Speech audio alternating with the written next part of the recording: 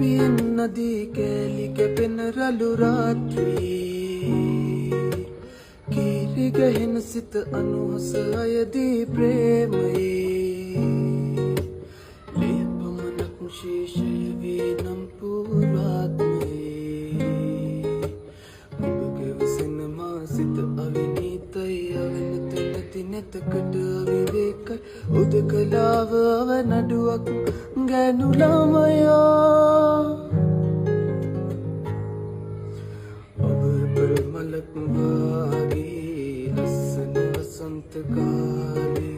මට දිස්සින් වාගේ හමුවෝ